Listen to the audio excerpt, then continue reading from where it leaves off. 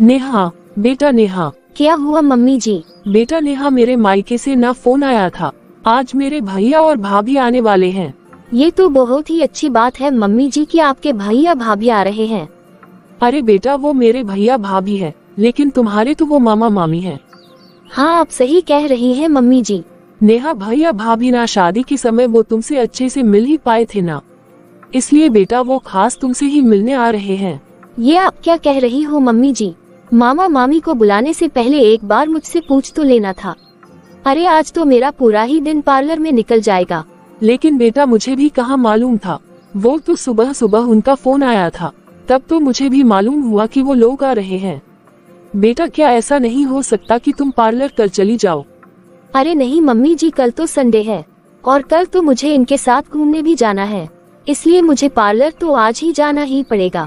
ठीक है बेटा, कोई बात नहीं, तुम जाओ पार्लर। जब भाभी भैया आएंगे तो उन्हें मैं देख लूंगी। लेकिन मम्मी जी, आज के बाद आप मुझे बिना बताए कोई भी मेहमानों को घर मत बुलाएगा। क्या हुआ मम्मी, क्या बात है? अच्छा हो गया जी जो आप आ गए। आप ना मुझे पार्लर तक छोड़ दीजिए। लेकिन नेहा, आज तो मामा मामी जी आ रहे हैं ना, और तुम ऐसे में पार्लर जाओगी तो क्या उन्हें अच्छा लगेगा? देखिए जी, एक तो पहले आप लोगों ने मुझे नहीं बताया था कि आज मामा मामी जी आने वाले हैं, वरना मैं अपने पार्लर का शेड्यूल कल या परसों का रखती। और आज तो वैसे भी पार्लर वाली से मेरी बात हो गई है, इसलिए मुझे आज तो जाना ही पड़ेगा। ठीक है बेटा अमन, तुम बहू को पार्लर तक छोड़ आओ। हाँ जी, आप रुको, मैं अभी आती हूँ।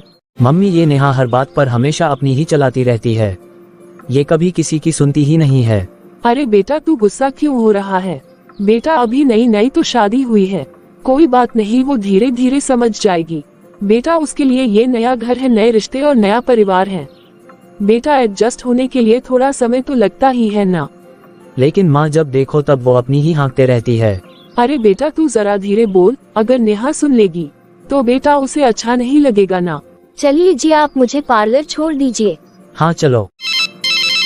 अरे ये प्रिया का फोन है। हेलो माँ। हाँ प्रिया बेटा। हेलो मम्मी, क्या आज मामा मामी जी आने वाले हैं? हाँ रिया, तूने सही कहा, लेकिन तुझे कैसे मालूम हुआ बेटा? अरे मम्मी, वो सुबह भैया से बात हुई थी, तो भैया बता रहे थे मुझे कि आज मामा मामी आ रहे हैं। मैं भी आ जाती हूँ ना मम्मी, मैं भी मामा मामी से मिल लूंगी।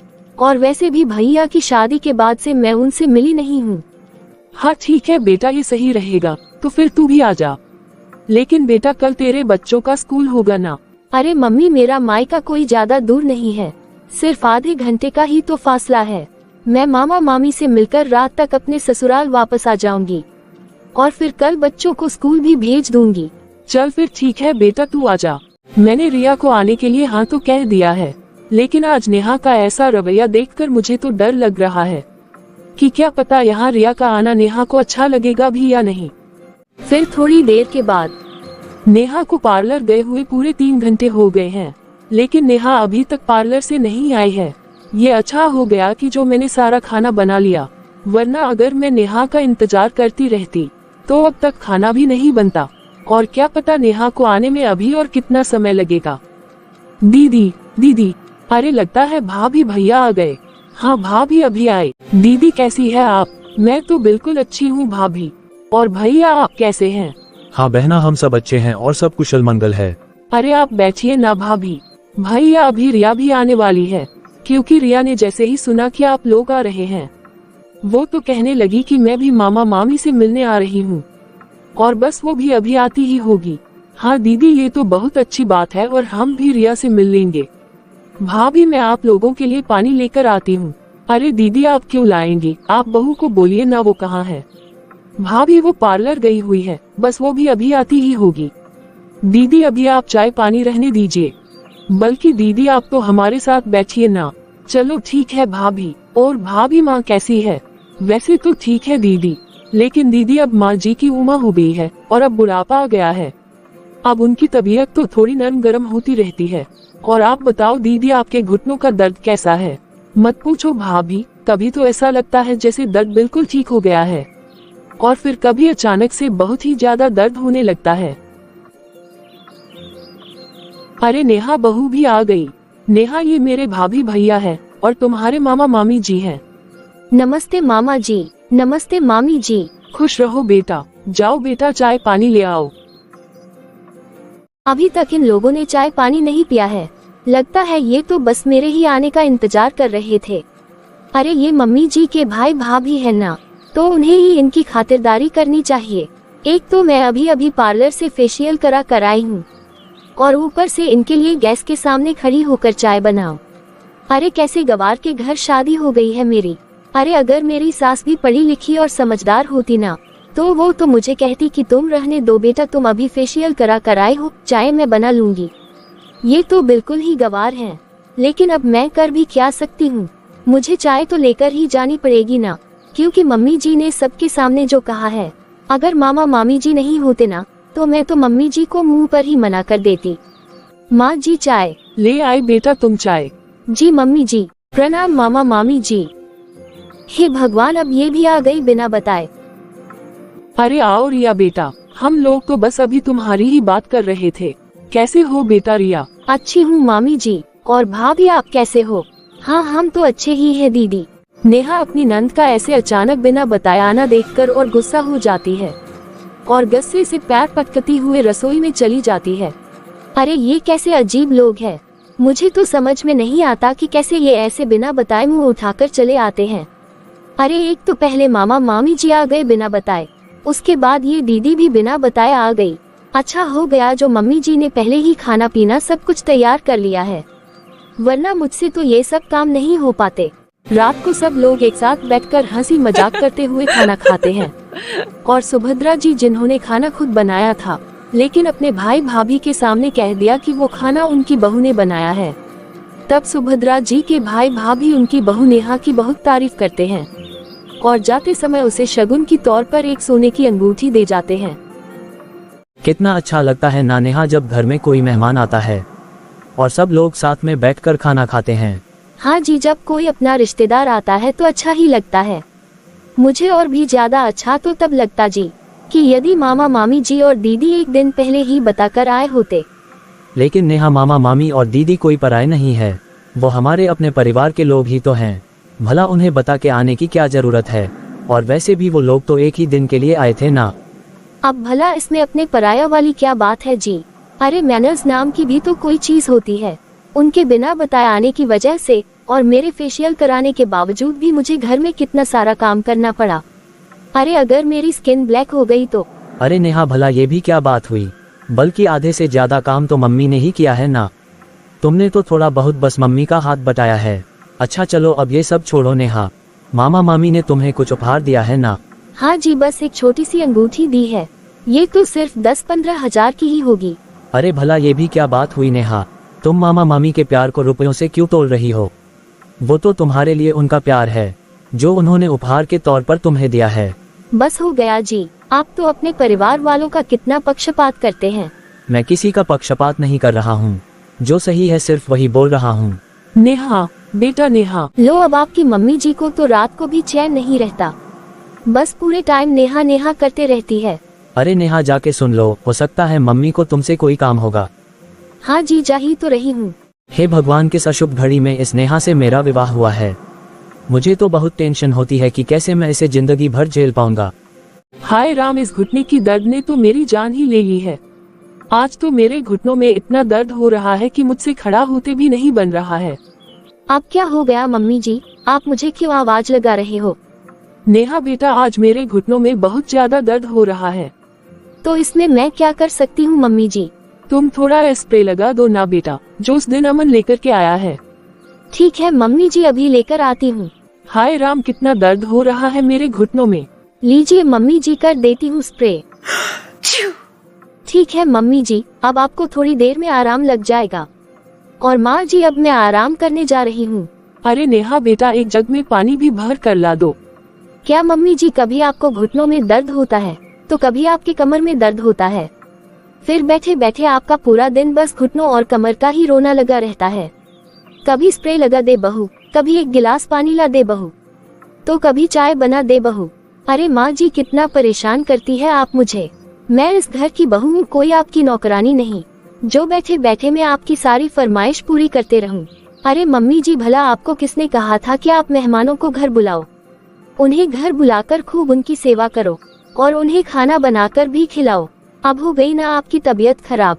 वैसे भी मम्मी जी अब तो आपकी उम्र हो चली है और इस उम्र में आपसे मेहमान नवाजी नहीं हो सकती। फिर क्यों आप इतने मेहमान नवाजी का शौक पाल कर बैठे रहते हो? अरे कभी आप अपने भैया भाभी को बुला लेते हो और कभी दीदी को बुला लेते हो, कभी चाचा चाची जी को बुला लेते हो और कुछ नहीं हुआ तो पड़ोस की बहुओं की मम्मी ही आती है। अरे आप उन्हें भी मेहमान नवाजी के लिए अपने घर में बुला लेते हो। अब हो गई ना मम्मी जी दिक्कत।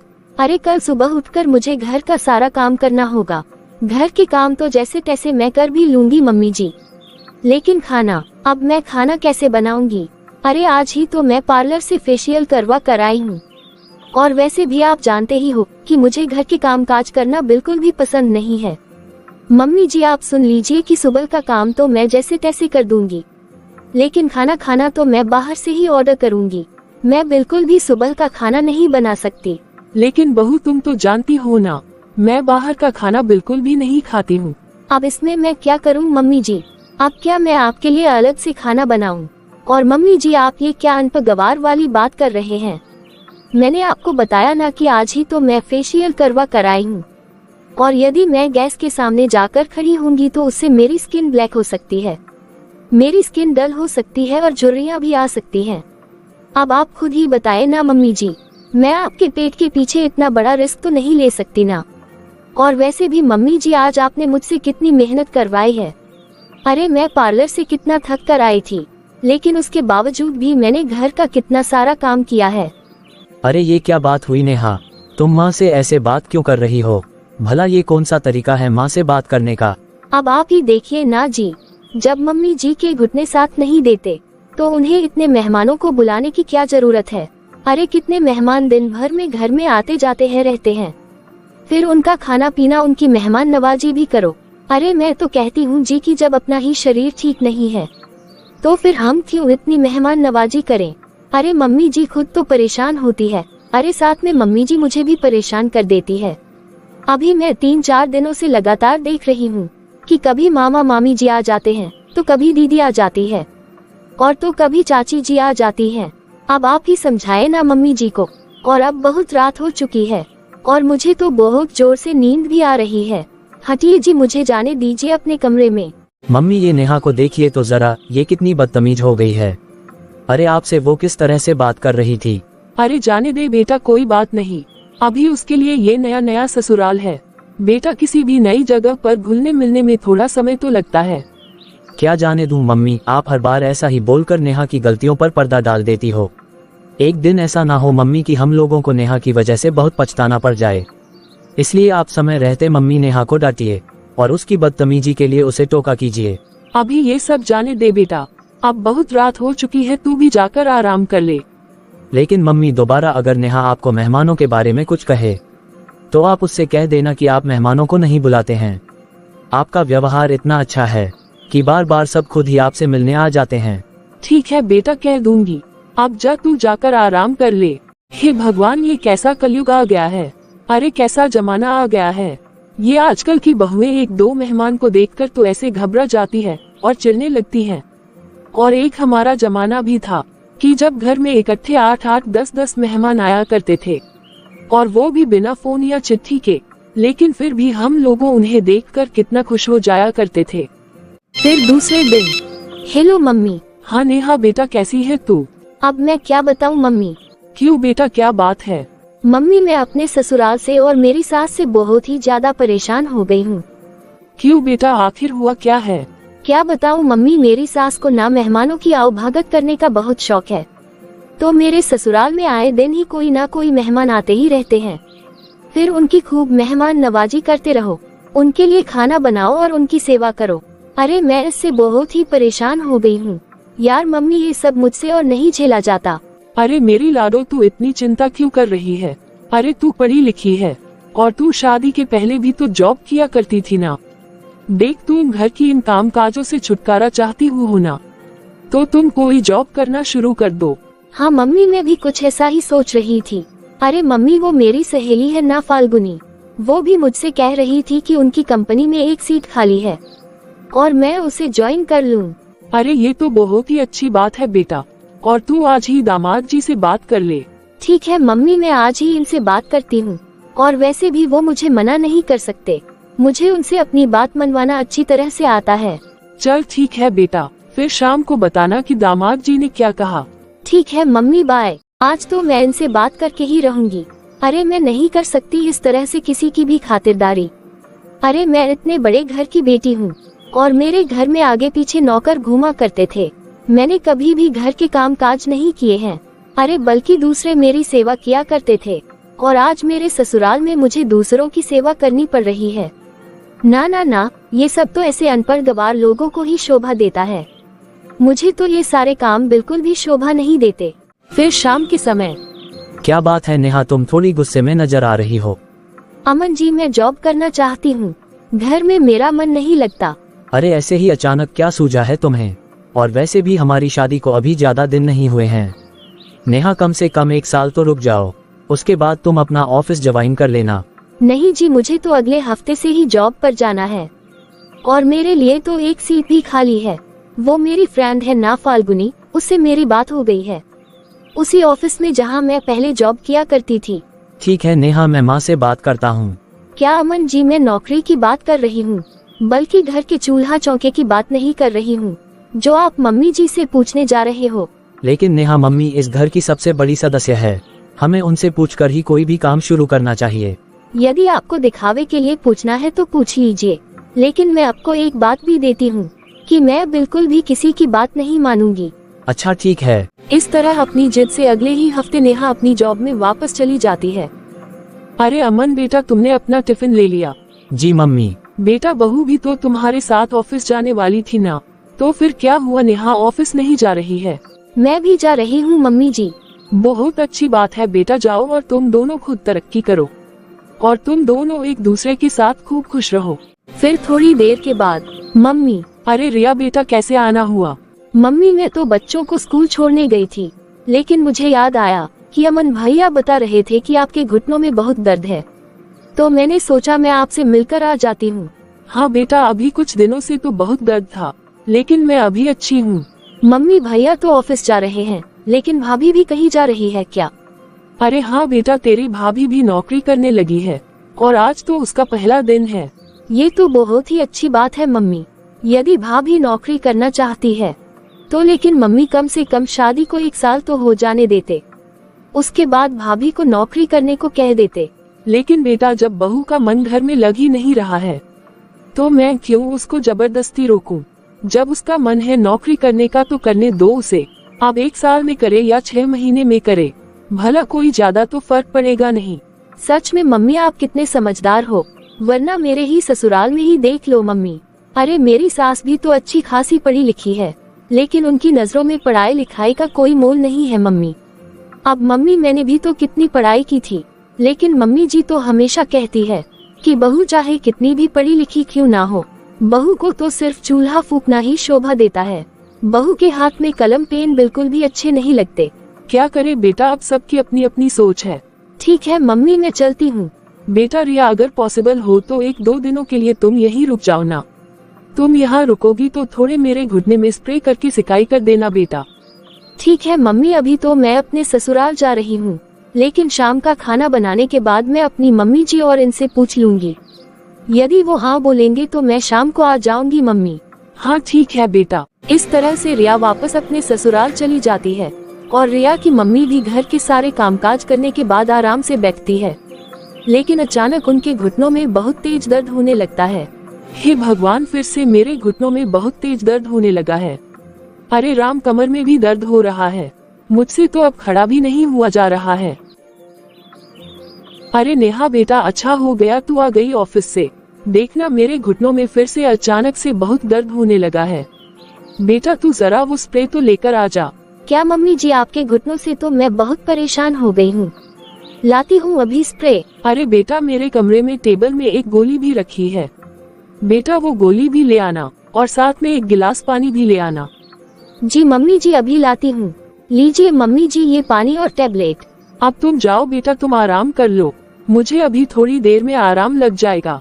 अरे मैं ऑफिस से कितनी थकी हुई आई थी, मैं तो ये सोच रही थी कि मुझे घर में अदरक वाली गर्मा गर्म चाय मिलेगी, लेकिन यहाँ तो मम्मी जी मेरे ही लिए प्यासी बैठी थी। अगर मैं नहीं आती तो लगता है प्यासी ही मर जाती। दवाई खाने से मेरे घुटनों में थोड़ा आराम लगा है, ना जाने क्या हो जाता है। अरे क्या हुआ मम्मी? अरे कुछ नहीं बेटा, वो कभी कभी मेरे घुटनों में अचानक से बहुत दर्द होने लगता है। इसलिए तो मैं आपसे कहता हूँ माँ कि चलिए मैं आपको डॉक्टर को दिखा कर ले आता हूँ। अरे माँ, कम से कम आपके घुटनों का एक्सरे हो जाएगा तो ये पता भी चल जाएगा कि आखिर क्या समस्या है आपके घुटनों में। अरे नहीं बेटा, ये तो एक दवाई से ही ठीक हो जाता है। माँ, आप लोगों ने चाय पी ली है क्या? अरे नहीं बेटा, अभी नहीं तो नहीं पी। बेचारी बहू अभी अभी तो ऑफिस से थकी कर आई है और आते ही मैंने उसे काम बता दिया। जा बेटा, तू ही हम तीनों के लिए चाय बना ले। ठीक है मम्मी। फिर अमन सबके लिए चाय बनाता है और नेहा से कहता है कि वो सामने आकर चाय पी ले। लेकिन नेहा ने साफ मना कर दिया और अमन से कहा कि उसकी चाय कमरे में ही दे दो। मम्मी, आज बुआ जी का फोन आया था क्या? हाँ बेटा, मैं तो भूल ही गई थी। कल तुम्हारी बड़ी बुआ आ रही है, उन्हें भी डॉक्टर को दिखाना है। क्यों मम्मी, बुआ को क्या हुआ है? अरे बेटा, तेरी बुआ के भी घुटनों में भी दर्द बना रहता है। अच्छा मम्मी, फिर तो मैं आपको बुआ के साथ ही डॉक्टर को दिखा दूंगा। ठीक है बेटा, लेकिन देख रसोई में सब्जियां नहीं है। बेटा जरा तू मार्केट से सब्जियां लेकर आ जा। ठीक है मम्मी, मैं तो वैसे भी मार्केट ही जा रहा था। और मम्मी, आपके लिए और कोई दवाई लानी है क्या? नहीं बेटा, अभी सारी दवाइयां हैं मेरे पास। ठीक है मम्मी। अरे मैंने तो आज अपनी ब्लड प्रेशर वाली दवाई तो खाए ही नहीं है। नेहा, नेहा बेटा। क्या हुआ मम्मी जी? बेटा नेहा, मेरे कमरे में एक ब्लड प्रेशर वाली दवाई रखी हुई है, जरा उसे लेकर आना और साथ में एक गिलास पानी भी ले आना। क्या मम्मी जी, आपने तो मुझे बिल्कुल नौकर ही समझ रखा है।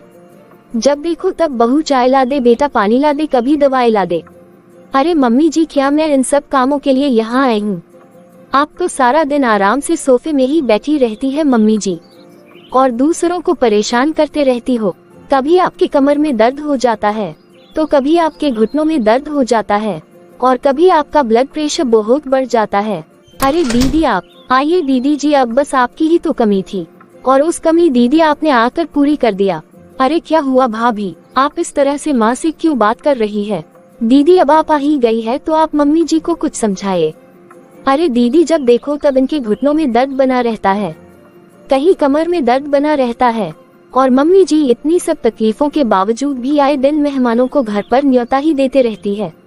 अभी 2 दिन पहले ही चाचा चाची रह कर गए हैं और अब अभी ये मुझे बता रहे थे कि कल बुआ और फूफा जी भी आने वाले हैं। और जब चाचा चाची आए थे ना दीदी, तब भी मम्मी जी के घुटनों में दर्द था और इसलिए खाना मुझे ही बनाना पड़ा था। जब मैंने देखा कि मम्मी जी से खड़ा भी नहीं हुआ जा रहा तो मैंने खाना बनाया और उनको खाना खिलाया, उनकी खूब आओ भगत की। अब आप ही बताए ना दीदी, जब मम्मी जी के घुटने साथ नहीं देते तो क्या मैं ही दिन भर सबकी खातिरदारी में पिसती रहूं? अरे अब आप ही बताए ना दीदी कि क्या मेरी कोई जिंदगी नहीं है? बस क्या मैं आपकी मम्मी और उनके मेहमानों की ही सेवा करते रहूं? मैं मानती हूँ नेहा बहू की कभी भी मेरे घुटनों में दर्द होने लगता है, लेकिन मैं कभी भी ऐसे ही फालतू नहीं बैठे रहती। मैं हमेशा बैठे बैठे ही सही, लेकिन हमेशा घर के कामकाजों में तुम्हारी पूरी मदद करती हूँ।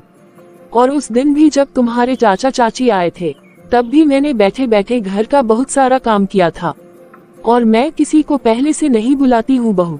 यदि कोई फोन करके कहता है कि वो आ रहा है तो बताओ मैं भला उसे कैसे मना कर सकती हूँ? लेकिन मम्मी जी, जब हमारे घर में परेशानी हो तो कोई भी बहाना तो बनाया जा सकता है ना। मैं तो हर काम में तुम्हारी मदद करती हूँ ना बहू। अरे मम्मी जी, वो तो आपको करना ही पड़ेगा ना, क्योंकि अब जब आपके मेहमान आएंगे तो खातिरदारी भी तो आपको ही करनी पड़ेगी। मम्मी जी, आप तो शुक्र मनाए कि मैं आपकी कितनी मदद कर देती हूँ। अब आप अपनी हालत देख लीजिए ना मम्मी जी, कि आपके घुटनों ने तो जवाब दे दिया है। आप तो घुटनों का दर्द लगाकर बैठ जाती हैं, लेकिन मैं ही दिन भर दौड़ भाग करते रहती हूँ। अब तो मैं खुद जॉब भी करने लगी हूँ। मैं फालतू में ही घर में बैठकर घर के कामकाज या आपके मेहमानों की भगत नहीं कर सकती मम्मी जी। भाभी, अब बात को खत्म कर दीजिए ना, बात को इतना बढ़ाने से क्या फायदा? और वैसे भी भाभी, मम्मी ने कौन सा बिस्तर पकड़ लिया है? अब इस उम्र में तो घुटनों का दर्द हो ही जाता है, इसमें कोई बड़ी बात नहीं है। भाभी, आपने तो बेकार में ही छोटी सी बात को इतना लंबा कर दिया।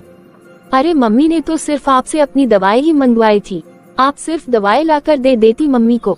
वैसे नेहा बहू, मैं तुमसे एक बात कहना चाहूंगी कि मेहमान तो भगवान का रूप होते हैं। मेहमानों की आवभगत करने से ही तो भगवान प्रसन्न रहते हैं।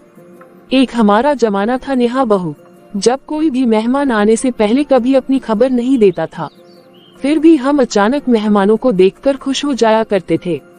और उस समय एक साथ 10-10 और 20-20 मेहमान आया करते थे, लेकिन फिर भी हम लोग खुशी खुशी उन सब की खातिरदारी किया करते थे। भाभी, आपको इस तरह छोटी छोटी बातों को खींचकर बात का बतंगड़ नहीं बनाना चाहिए, बल्कि आपको तो घर में शांति का माहौल बनाकर रखना चाहिए। हाँ दीदी, इस घर में बात का बतंगड़ तो मैं ही बनाती हूँ। आपकी मम्मी तो देवी है, ये तो कभी भी बातों को नहीं बढ़ाती है। मम्मी, ये भाभी ना कुछ ज्यादा ही मॉडर्न ख्यालों वाली है। लगता है कि इन्हें घर के कामकाज करना बिल्कुल भी पसंद नहीं है और ना ही किसी की आवभगत करना पसंद है। बल्कि मम्मी, मैं जब भी यहाँ मायके में आती हूँ तब भी मैं देखती हूँ कि भाभी बात बात पर बस आपका अपमान ही करती है, जबकि आप घर का कितना काम करती हैं। अरे जाने देना बेटा। अरे बेटा, जब पहले से ही फोन करके कहता है कि वो हमारे घर आने वाला है, तो बेटा अब तू ही बता कि भला मैं किसी के मुंह पर कैसे मना कर सकती हूँ। और वैसे भी 4 लोग घर में आएंगे जाएंगे तभी तो तेरी भाभी से उनकी पहचान होगी ना। मैं सब जानती हूँ मम्मी, मैं इतने दिनों से भाभी का व्यवहार देख रही हूँ। वो अपने ससुराल पक्ष के रिश्तेदारों से बिल्कुल भी मिलना नहीं चाहती है। बस वो तो हमेशा अपने मायके वालों की बड़ाई ही गाते रहती है। मम्मी, क्या हुआ? अरे क्या हुआ भाई? अरे दीदी, घर में जो भी छोटी मोटी बात होती है ना, तो उसके लिए नेहा मुझे तुरंत ही फोन करती है। बल्कि आप अभी का ही ले लो, अभी आप लोगों के बीच में कोई बात हुई होगी तो उसके लिए वो मुझे फोन करके चिल्ला रही थी। दीदी, मैं नेहा से बहुत ही ज्यादा परेशान हो गया हूँ। अरे ये ना ही मेरी परवाह करती है और ना ही मेरी माँ का मान सम्मान करती है और ना ही किसी आए गए का मान सम्मान करती है। अरे दीदी, ये नेहा माँ की तो बिल्कुल भी इज्जत नहीं करती है। हाँ भाई, मैंने सब कुछ अपनी आंखों से देख लिया है।